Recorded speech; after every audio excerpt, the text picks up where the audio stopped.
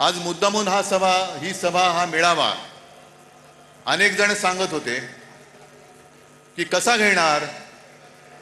म्हटलं जसा नेहमी घेतो तसाच घेणार आणि आजपर्यंत एवढा जसा मोठा मेळावा झालाय त्याहीपेक्षा मोठा मेळावा आज होणार. मला माहिती आहे सगळीकडे चिखल झालेला आहे. याचं कारण कमळाबाई. आता तुम्ही म्हणाल पावसाचा आणि कमळाबाईचा काय संबंध. पण कमळाबाईच्या कारभाराने कमळाबाईंनी स्वतःची कमळं फुलवून घेतलेत पण जनतेच्या आयुष्याचा चिखल करून टाकलेला आहे. आणि अंबादास तुम्ही शेतकऱ्यांचा विषय पूर्ण मांडलात. जी हालत शेतकऱ्यांची झाले त्याची थोडीशी चुणूक आपल्याला येईल या पावसात दिसताना आणि चिखलात बसल्यावरती. घरादाराचं संपूर्णपणे चिखल झालेलं आहे त्यांच्या. शेतकऱ्याची शेतजमीन तर वाहून गेलीच पण घरादारामध्ये सुद्धा चिखल घुसलेला आहे.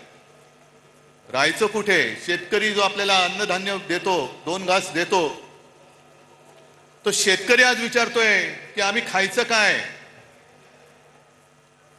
ही अशी परिस्थिती यापूर्वी कधी आलेली नव्हती. हे एवढं मोठं संकट. आजपर्यंत मराठवाडा हा अवर्षणग्रस्त होता, आता तिकडे अतिवृष्टी झालेली आहे. अतिवृष्टी म्हणजे आपत्तीग्रस्त. आणि मी तुम्हाला सगळ्यांना आवाहन करतोय, सर्व शिवसैनिकांना आवाहन करतोय, हे संकट फार मोठं आहे. जसं लिंबाळा दाऊला भूकंप झाला होता आणि शिवसेनेने एक गाव आपण दत्तक घेतलं होतं. राऊते साहेब तुम्ही होतात, खैरे साहेब होते.